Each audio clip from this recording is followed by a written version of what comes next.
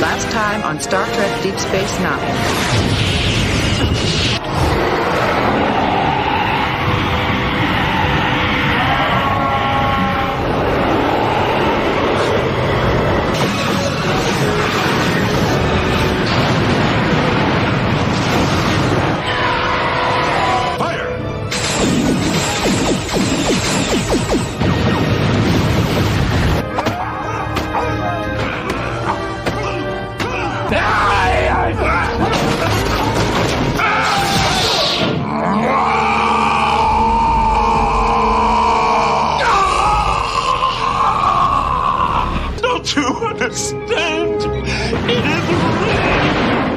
What I think is the greatest iteration of Star Trek ever created. Wow, that's big words. Thank you very much. I prepared for that. I appreciate that, there, Mr. Christopher. And now the conclusion.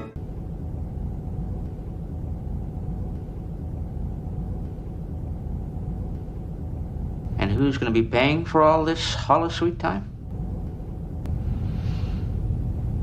I guess I am.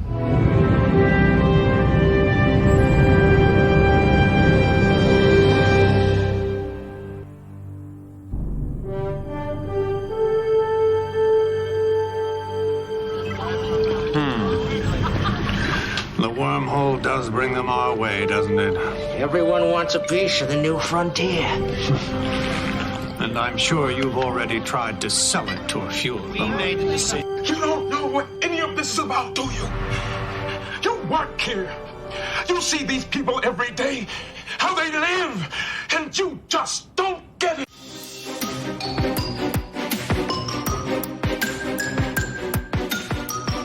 Welcome to Audio Umox, where you'll get an earful of our thoughts on the seminal Star Trek series Deep Space Nine. 176 episodes of incredible Star Trek goodness that were aired between January of 93 and June of 99. I'm Simon Van Gelder. And I'm John Christopher. And you are joining us for a discussion of the first episode. And I want to interrupt for a moment before we get going about Emissary, which is the two-part pilot for Deep Space Nine. I have an artifact. I don't have it here. I know. I know. It's pretty exciting. Yes. And yeah. I don't have it in front of me, but I have it, and I want to refer to it. I have the actual show Bible. Okay. If you don't know, if you write for a TV show or a TV show gets started and they want writers to write for it, they create what's called a Bible, which is like, here's all the characters, here's the layout, here's the situation. This is kind of like the framework that you must operate in to write about our show. I have a copy of that signed by series creators Rick Berman and Michael Piller. I bought it off like the Home Shopping Network 20 years ago.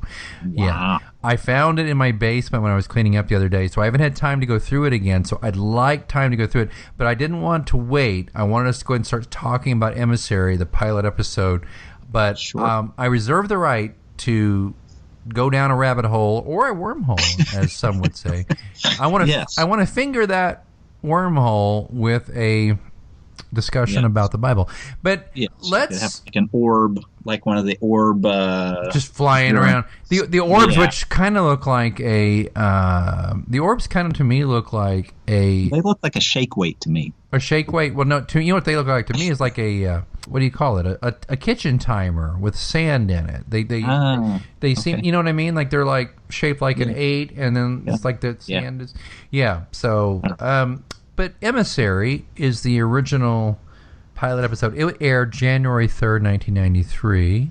And by the way, if you're joining us for the first time, if you want all the expository shite about Audio Umox, and if you want your lobes to be stroked in that regard, you need to go back to episode 1 of this podcast, easily findable on iTunes, Stitcher, and wherever else this show is held. But John Christopher and I, Simon Van Gelder, are going to get on with Emissary.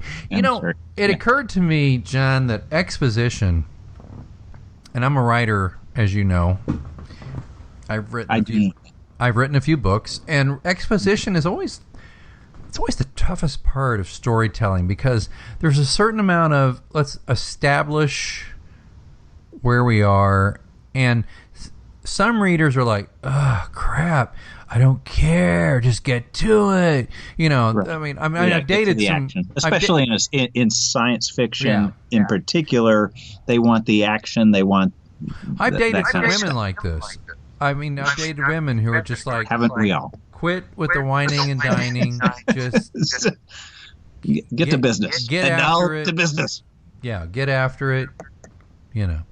So, all right. So we're together. We'll just kind of go through this, shall we? We're going to go through part 1 of Emissary. We're going to break it in 2 here. I'm just going to tell you right now. I doubt we'll get through the whole show for this episode because time constraints, etc. Yeah, there's so much to cover. One and really the first half is really primarily about breaking away from the Next Generation series. Such a great point, because let's go back. I mean, 1993. Everybody's like, "Oh man, I dig Patrick Stewart. I dig Jonathan Frakes and the way he like swings his leg, and his balls over the chair when he sits down." Yeah.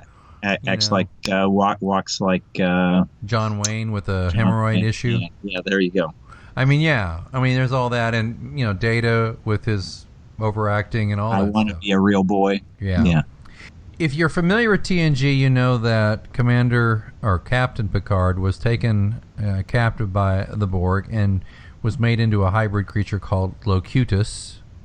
He is pretty cutest, I must admit. He is.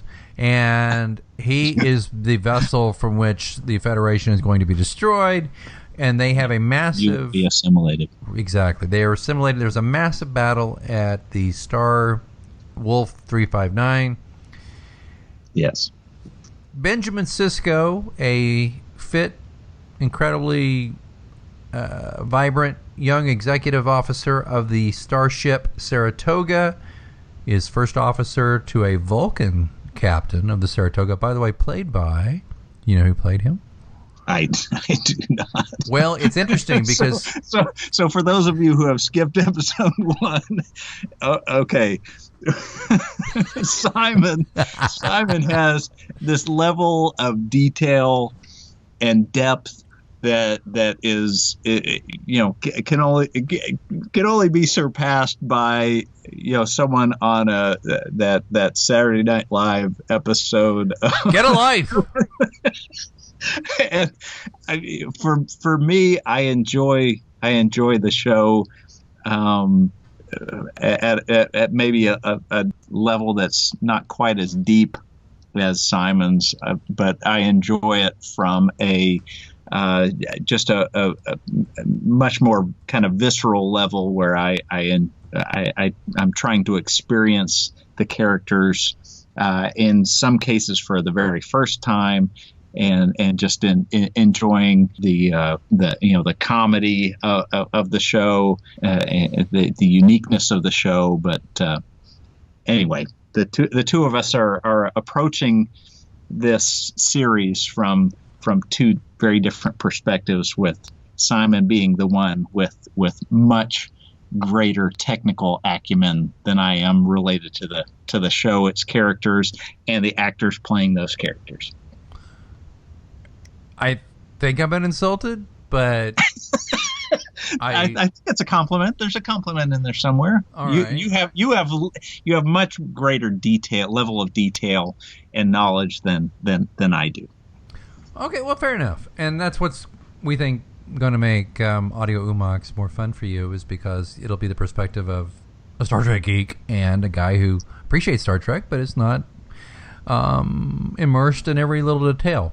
So the Saratoga, the captain is a Vulcan, and Saratoga is a Miranda class starship, very similar to, if you're a Star Trek II The Wrath of Khan fan, it's a very similar design. It's basically the same design, but it's been updated. And in 2365, it was under the command of Captain Martin Jedlicka. He was assigned to Captain Saratoga on a deep space exploration mission in Sector 002.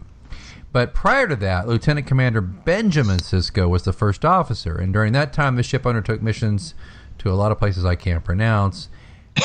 And the point is, the guy who played the Vulcan commander of the Saratoga in the Emissary episode was John Noah Hertzler, which actually was J.G. Hertzler later, who played Commander or General Martok, as well as some other characters in DS9.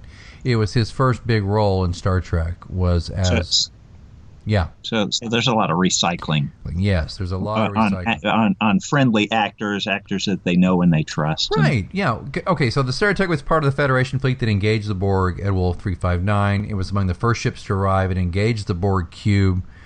I think it was with the USS Gage, the Melbourne, and the Kyushu. Saratoga was destroyed at the battle, although several escape pods were able to leave the ship, and that's where you see Lieutenant Commander Sisko get away. His Bolian chief of security helps him get away, but before it all happens, that's the really pale guy with the blue guy with the thing. Bolians later, or in TNG, Bolians are strictly there to cut your hair, which is funny because they don't have any hair. But like the Bolian barber on TNG is a kind of a running joke. So you got that. But so anyway, for this scene, the crew does the full Wrath of Khan simulation. You know, I mean, there's no circuit breakers. Things blow up in people's faces without making too much fun. Long story short, Sisko gets below decks and finds that his wife Jennifer is dead. And the Bolian find Jake, his young, like 5 or 6 year old son. He's alive. They get him. Maybe 8. Well, at that time he's younger because 3 years later is when DS9 starts. Whatever. But the point is, you see Sisko. I mean, they literally have to haul Sisko away. They have to drag him away from the body of his wife, and he's like, "We just can't leave her," you know. And it's a very moving scene. And I want to stop for just a second here talking about the plot and just say, as a Star Trek fan, and again, if you haven't heard episode 1, I go all the way back basically to the beginning on this deal. When I heard that Avery Brooks was the captain, the new captain on the new Star Trek, okay, I watched Spencer for Hire where he played Hawk. And Hawk's biggest line ever was, You ready? Did you get that? Wait, let me do it again. He was the biggest badass. I mean, Robert Urich, God bless his soul, was fine as Spencer. He really wasn't quite the Spencer that you read in the books, but Avery Brooks was the embodiment of Hawk. And when I heard that badass was going to be the captain, I was beyond excited. So then I see the episode, and wait, Hawk doesn't have a beard, and he's got like kind of a dorky haircut, and he's got a wife and a kid, and he's crying because, and I was just like, okay, all right then, all right, I'll play along. So anyway, that's where we are. So they save Jake. The Bolian says, your wife's dead, get on the damn escape pod. And so, like R2 and C-3PO, they get on an escape pod, and there's a really great scene. Do you remember this scene there, John, where the escape pod, Sisko is like defeated, and he's just sitting there, and all of a sudden the escape pod lurches and flies away from the Saratoga, and he turns and looks, and in the reflection of the glass of the escape pod, you see the destruction of the Saratoga. Do you remember that scene? I do. Yeah, and for me, again, not having a level of detail, I didn't know what his role was on the Saratoga. I thought he was initially. I thought he was the captain of that ship. Oh, but if you look at his pips on his collar, he's a lieutenant commander, and the Vulcan is a captain. Right. Again, so I made assumptions based on my just initial impressions, but still seeing watching that ship explode and be blown to bits as he's the or among the last people to depart that ship. It was pretty impressive. Well, right, and the thing about the being a lieutenant commander, he was the executive officer. He was the first officer of the Saratoga. Right. And he had a family on board. And the thing that got me about that scene is that I think if it had just been Sisko and his wife Jennifer, and he had the Bolian had said, "Here's, Commander, here's Jennifer. She's dead." If Jake hadn't existed, if there had been no kid, I frankly think Sisko would have lost his mind and stayed. Oh, you think so? I don't think there's any way that that Ben Sisko would have left the Saratoga, other than he had to. I mean, you're a parent. You're a parent. I'm a parent, right? If something happens, God forbid, to our spouse, we have no choice. We have to go on, right? We have to take care of our children. But if we don't have children and something happens to the loves of our lives, you tell me. Be a lot tougher. You were in the military. Let's put you in this. Assuming they allowed like husband and wife in the same platoon. Okay, let's just assume. If it was just you two and she was the love of your life, maybe you wouldn't leave the war zone. But if you had a kid waiting back. Yeah, as a military person, I would say my initial instinct, spouse with me or not, would be to continue to fight, even without shields, even without protection. But he doesn't have any weapons. The ship is dead in space. I mean, the Borg have carved it up like a turkey. Yeah, I'm not saying it would be irrational. Oh, okay. So. Fair enough. Okay. Well, so the other thing about Sisko, okay, he is not only is he the first Star Trek leader who is not a captain. He doesn't have the rank of captain. He's a lieutenant commander, but then by the time we catch up to him 3 years later for Deep Space Nine, he's a full commander. Right. I think the time between then and DS9, he was running the Utopia Planitia shipyards where they built ships for the Federation. Yeah. But he was also the first African American, and that's a big deal.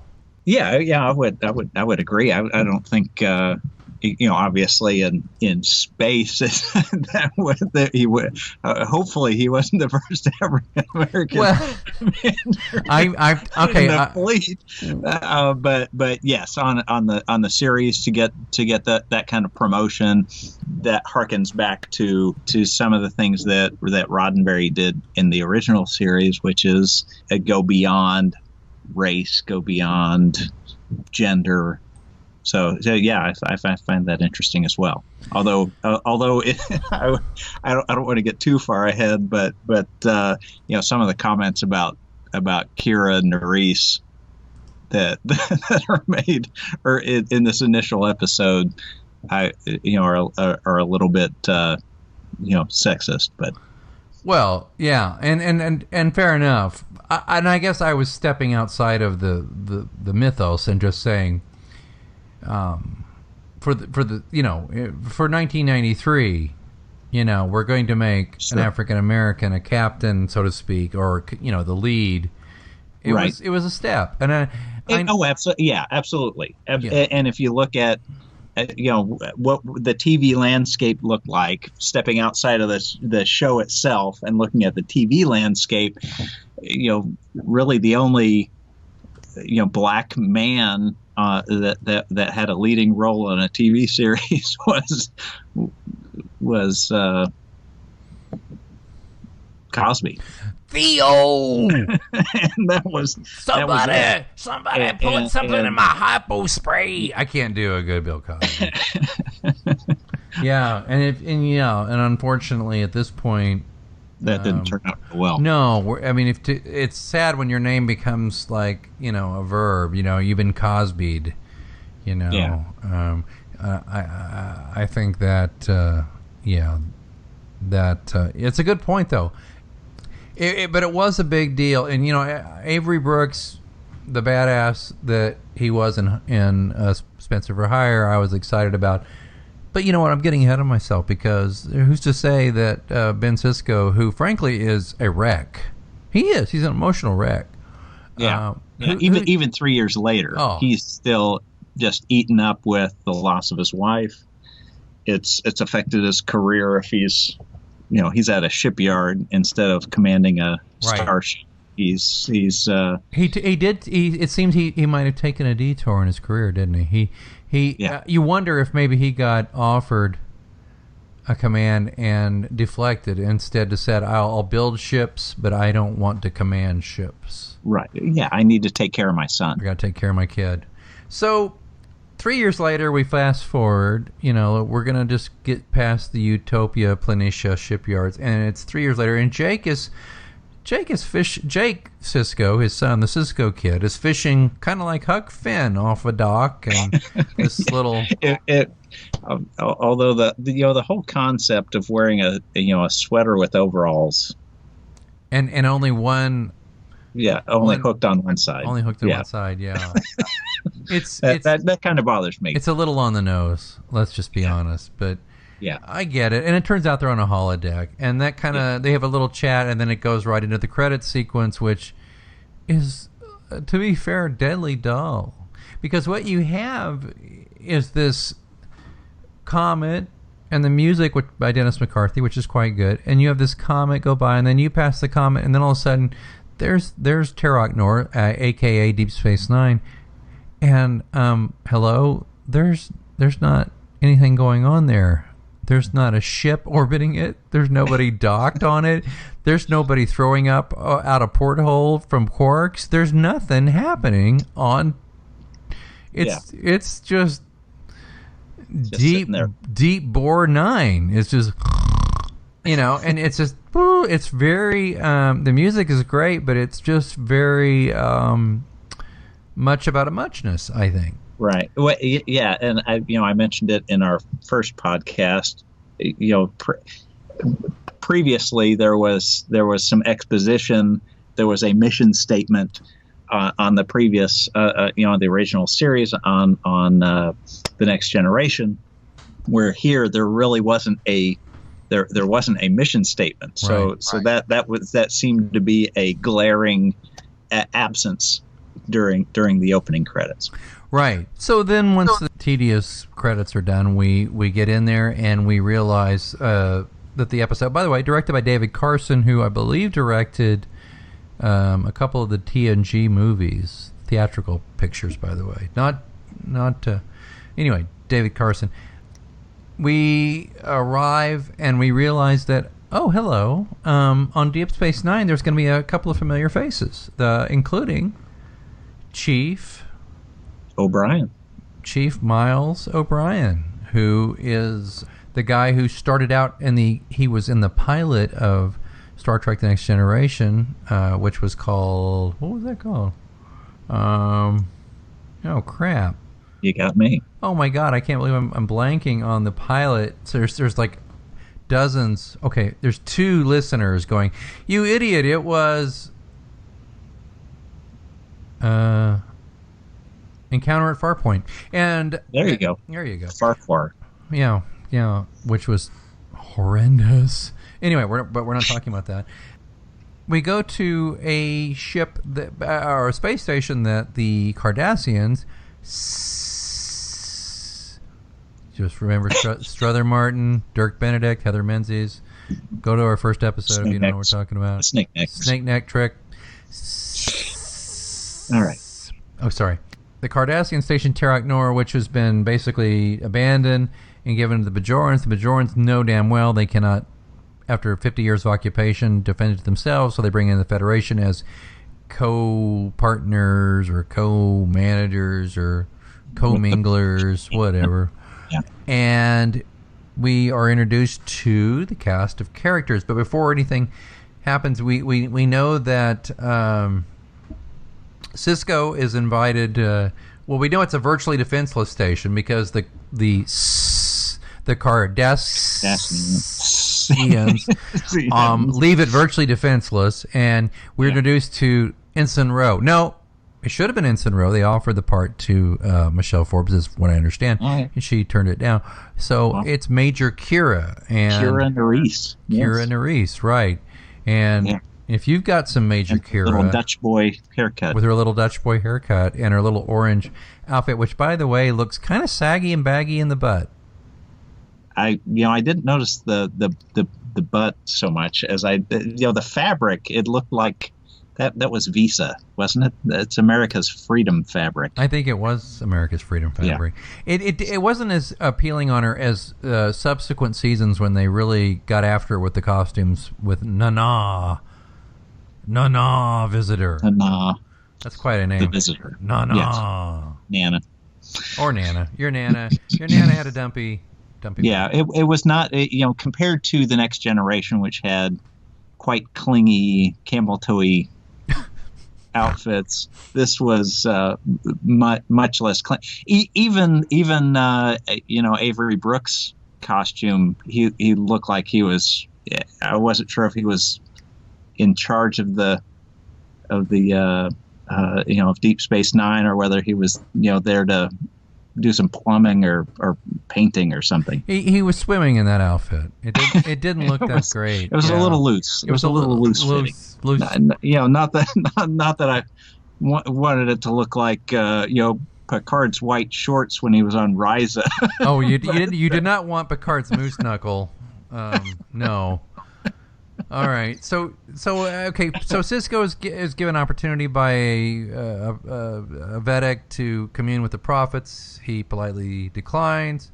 Miles O'Brien. We're told that he has a wife, Cake Hole, from TNG, who also was like on MASH. That actress Rosalind Shaw, and she's just in a bad mood all the time, by the way. That's a running thing with Cake Hole, is she's always in a bad mood. And you just want to say, shut your cake hole. Shut your cake hole.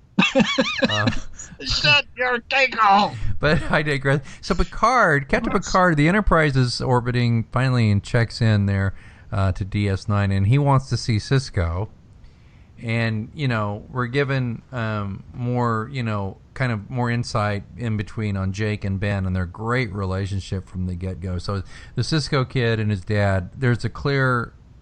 I believe that from moment one, that those two loved each other. I don't know about you. Yes. I believe that. Yes, I did, because Captain Sisko seemed, or Commander Sisko...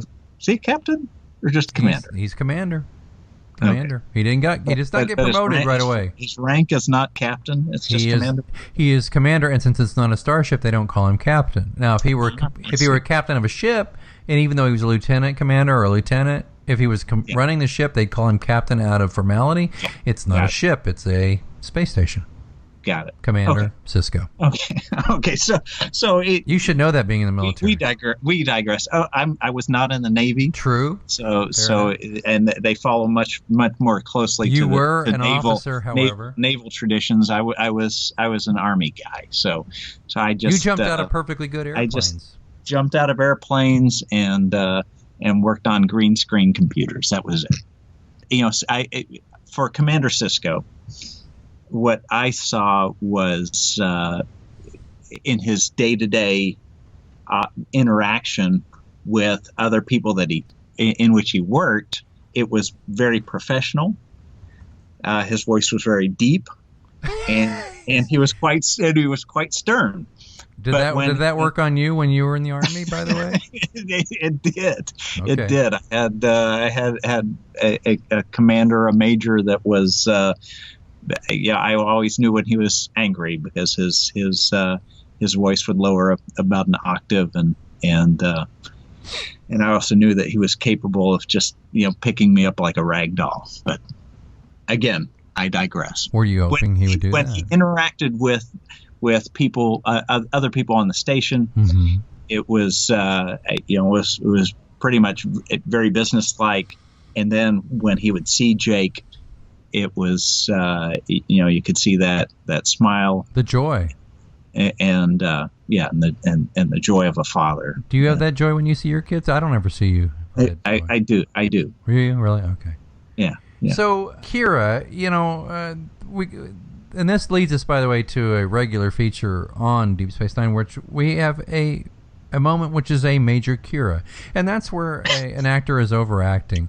I felt that Nana Visitor, Nana. Yes. I know this because I was at a con and she said, "My name is Nana, Nana, not Nana Visitor." I just felt like she kind of. Na na na na na. Hey, beam down. Visitor. Yeah. Okay. She tended to kind of overcompensate for the writing with some overacting, I thought. She was, much in the same way that, frankly, Tasha Yar did in TNG. Oh, my God. Do you remember how bad she was, Denise Crosby?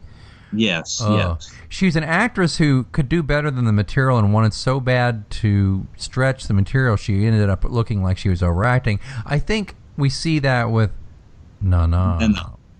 But I would tend to agree. But the good news is, that doesn't last forever, but we're going to get ahead of ourselves.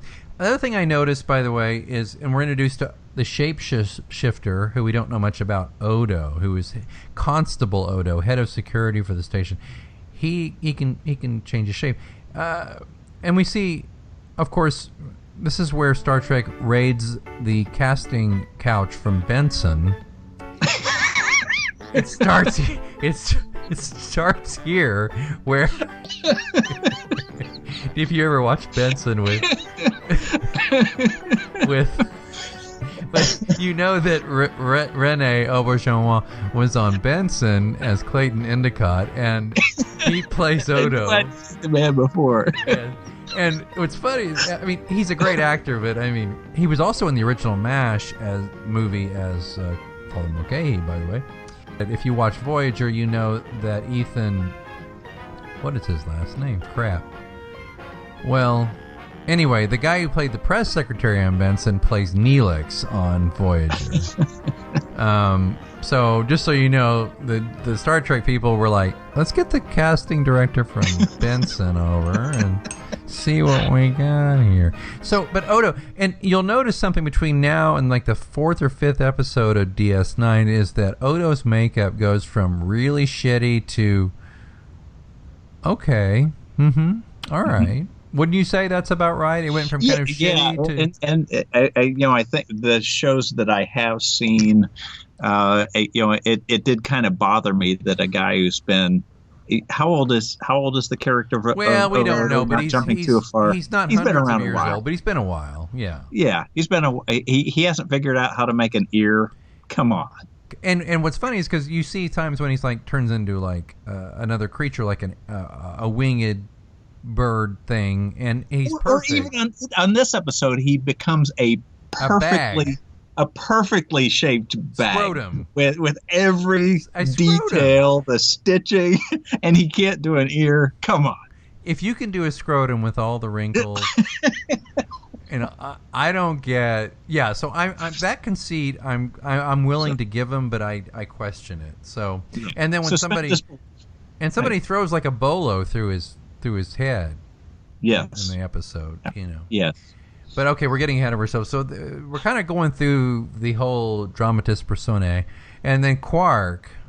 What an original name for, by the way, a character in space. Quark, a Ferengi, who essentially, by the way, yes, his masturbatory leanings or sexual leanings do arrive us at Audio Umox, which is That's right. the namesake of our show. Umox being, if you're a Ferengi, you have massive ears, and apparently if a member of the opposite sex, or if you're gay, the same sex, not that there's anything wrong with that, strokes no judging, they stroke those lobes until you get off. just the whole concept of massaging your ears, of stroking and massaging physical contact with the ears brings erotic pleasure, and hence our show. We're hoping that we bring pleasure to your auditory canal. I think we might. I think we're too late on that.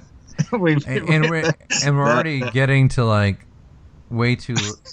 We're not even going to get through the first commercial break of Emissary, by the way, because we're almost out of time. Let's just quickly run through. We meet Quark. Nog, his nephew, son of Rom, who we see briefly, stole something. There's a plea bargain. Then we have. Let's get through. We need to get through this one scene before we call it a day for this episode of Audio Umox, and that is where Jean-Luc Picard basically is giving Sisko his marching orders. Picard being a captain and the commander, not only a captain, but captain of the Federation flagship, which is patrolling that sector. He's like, Commander, you are hereby requested to get your ass in here and listen to my shiz. And he does that. And before he gets too far into that, for me, who does he know, or who is he hitting on Bajor? But does that throw back to an old Next Generation episode? Because he's really got it bad for the people of Bajor. Who does? Picard. Well, I don't think that's true. He's like, do everything you can short of violating the Prime Directive. No, that's a quote. And I'm going to tell you why. Because you'll notice that he pronounces it Bajor in this scene. Yes. He doesn't say Bajor, which he does, by the way, by the end of the episode. But in this beginning scene, he's like, Bajor. It's like the director, David Carson, not pull him aside and go, Sir Patrick, although he wasn't a sir by then, listen, it's pronounced Bajor. And he's like, certainly, Bajor. So, I don't know. I think it's just that he got his orders. Picard, though, seems really thrown off because Sisko basically just doesn't waste any time saying, what, John? What does he say to him? Well, basically, you killed my wife. You killed the entire crew of the ship on which I worked, and I think you really gave me a pretty shitty deal here. You ruined my life, and for me, I find it kind of humorous because the look on Picard's face is like, this is obviously not the first time he's heard this argument, and it's like every time he's at waiting in line at the Toys R Us or whatever, the Federation Starbucks, he's gonna order his venti, soy. You killed my dog, you killed my family, whatever. So anyway, he plays it all cool. And just kind of, but he has a look like somebody like farted in his face for the 50th time, and he's just like, but not. There's no shock. No apology either. No, none. It's like you should have read the briefing on it from Starfleet, which was that I had been taken over and I was Locutus, and you should know better than to confront me on this issue. I mean, I may not have a laser pointer stuck to my forehead, but you need to know better, Sisko. And go do your job. And go do your job. And maybe and by the way, no, but you're right. There's a weariness to Picard. Well, it's a sadness too, because Picard knows full well he killed a lot of people. Yeah, and yes, there was a shirt tug involved in that interaction. Oh, you mean the Picard maneuver? It was executed during that scene. It was. No, a skillful scene between two very charismatic actors. I hate to do this, John, but we have blathered on for quite a while. We're not even going to get to the halfway mark on Emissary, so we're going to have to stop here. With, Sisko basically saying, I want to resign and I may do that. And Picard's like, oh, great. Well, you know what? Until you figure that shit out, you're going to have to deal with this. Here's your orders, yada, yada, yada. And single dads don't get starship assignments. Right. Single dads. Yeah. Yeah. And maybe you should have thought of that. Maybe none of this would have happened. And by the way, how's Robert Urich doing? All right. As you can tell, we're not in a big hurry to get through all 176 episodes. And we hope you're not either. Nothing but time. Huh? We've got nothing but time. We got nothing. Well, as far as we know. But I'll tell you what, I've enjoyed just dipping our toe into the Emissaryand waters. How about this? We'll make a deal with you. Our next episode, we will get through all of Emissary. We will We will cover all of that, and then we can kind of get past the pilot episode and get right into the Deep Space Nine mythos. But you know what? We really can't do that until we disentangle Deep Space Nine fully from TNG, and that's not going to happen until Emissary is complete. True. You're going to get appearances from members of the TNG crew until the end of this episode, and we understand that. Just as a reminder, if you have a comment about the show, really simple. If you want to email us with some heavy details, real simple. Go to audioumox@gmail.com. That's audio, AUDIO, umox, OOMOX. There's no space there, but audioumox@gmail.com. And we're also on the Twitter at twitter.com/Umox podcast, and that's OOMOX podcast. And we'd be honored if you followed us. We'd be honored if you give us a comment, if you think you're full of shit, whatever. And share us as well. Share us. The more we're shared, the more we can do, and that would be great as well. And frankly, a review at this point. If you can give us a review of the show on iTunes in particular, that would be mucho apreciado. It helps us. Well, the more yes, positive reviews are fantastic. They're just going to help us make you laugh and do the things that we love to do and hope you love to listen to. And the more reviews we get, the higher we get to the top in iTunes. And these first few episodes will determine if we get to be named a new and noteworthy podcast by iTunes, which is a huge deal.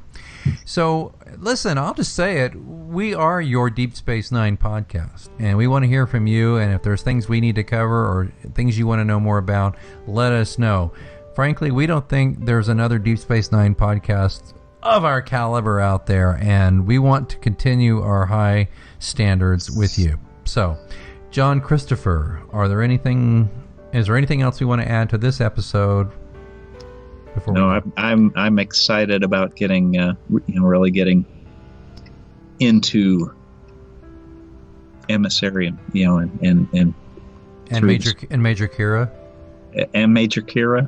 Yeah. Yes, absolutely. We haven't even got into Dax yet. And Dax. Yes. Oof. Yes. Woof. Woof. Well, Woof. That's way on down. That's true. Yes, that's true. We got a while before Woof gets involved. Before, yeah. But we will get there. So much to look forward to. But lots of fun, and let me just say, I truly appreciate your depth of knowledge. For me, it's obviously much more cursory. I get to have fun with the show at the expense of your research and depth of knowledge, and hopefully the two of us with the two different angles can just have fun and enjoy learning more about the show. Of that, I have no doubt. I mean, you bring a freshness to this that's important, and a level of humor, and enough back patting. But we'll be back next week. Count on us every week with a new episode of Audio Umox. We're not quite at the point where we're going to talk about lobes. I don't know if we have a Deep Sex 9 for this yet, since we're so early on, so maybe we'll hold that off till next time. I have one ready. Oh, you've already got a Deep Sex 9 lined up? Absolutely, I do. Ooh. But we have to get to that scene before I can. All right, look, I'm going to tell you right now, it can't be Captain Picard. That's just not fair. No. Okay, very good. All right. Not yet. All right then. Well, again, he is John Christopher. And I am Simon Van Gelder, and you have had your lobes tingled on Audio Umox. We'll see you, you'll hear us next time.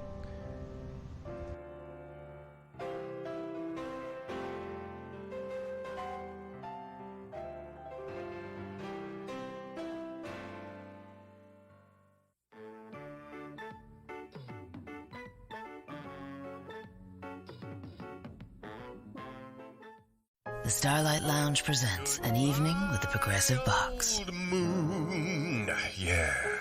That's Hugo, tickling the ivories. He just saved by bundling home and auto with Progressive. Gonna finally buy a ring for that gal of yours, Hugo? Send her my condolences. Hi-oh! This next one's for you two. There's a burglar in my heart. Thank you. Progressive Casualty Insurance Company and Affiliates. Discounts not available in all states or situations. Let's say you just bought a house. Bad news is, you're one step closer to becoming your parents. You'll proudly mow the lawn. Ask if anybody noticed you mowed the lawn. Tell people to stay off the lawn. Compare it to your neighbor's lawn. And complain about having to mow the lawn again. Good news is, it's easy to bundle home and auto through Progressive and save on your car insurance, which, of course, will go right into the lawn. Progressive Casualty Insurance Company, affiliates, and other insurers. Discount not available in all states or situations.